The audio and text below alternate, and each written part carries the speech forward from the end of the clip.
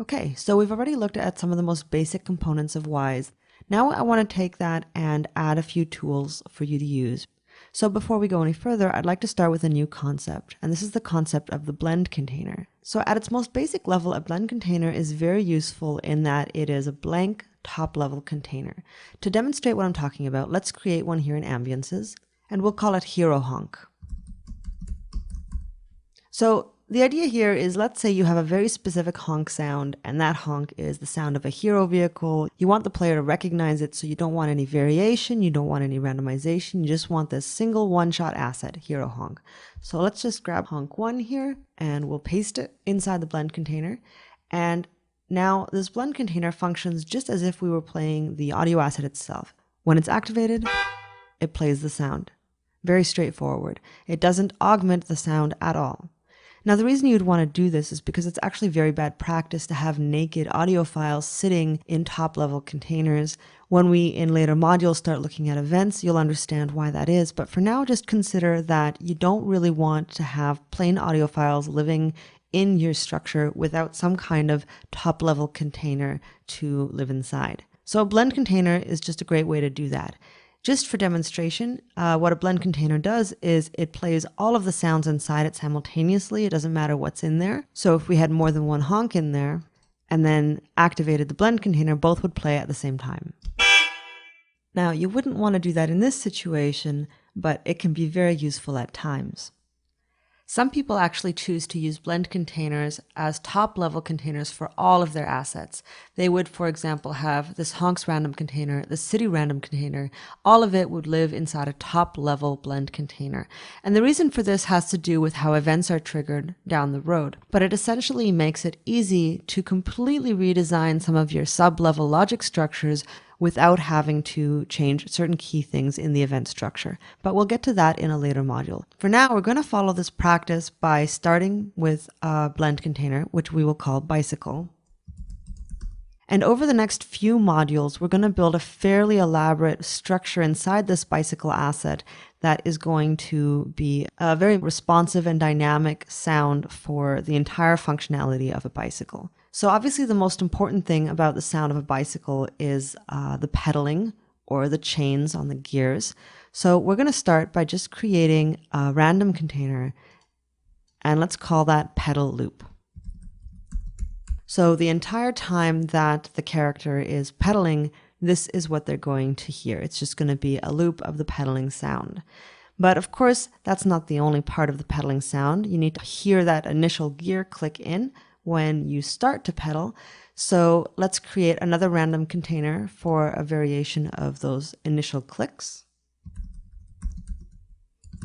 We can call that pedal start. And as we saw in the previous module, we can put these together with a sequence container. So let's select both, and we'll create a sequence container, and we'll call that pedal init for pedal initiate. Now, if we were to just trigger this, of course we wouldn't hear anything because there are no audio assets in here. And actually, that's something that's an important thing to bring attention to. You can create fairly complete Wise implementation structures without having any sound in the structure. And this is actually very useful to do before you start designing your sounds, because it will give you a very clear idea of what kind of sounds you need to design. Especially if you're not certain yet what your logic structure is going to be, starting with an initial logic structure in Wise and then moving into your sound design process can help you work in a much more streamlined fashion. So coming back to our bicycle, we have a sequence container, and this would trigger, well, nothing right now because it's not populated. So let's start by populating it.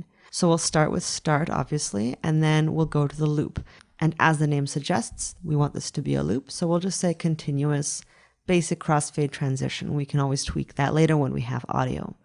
So now if we trigger this top level sequence container, it would start by playing the pedal start, and then it would move to the loop.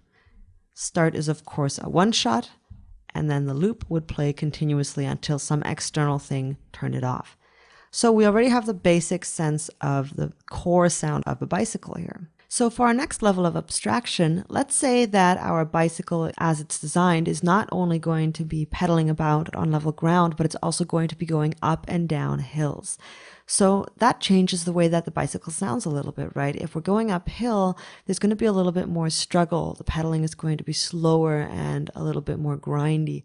So actually, instead of just pedal loop, we might want two different versions of this. We might want one that is on level ground and one that is going uphill. So if we duplicate this by copying and pasting, and then place these inside a higher level container, we could perhaps move back and forth between going on level ground and going uphill. But what type of container do we want for that?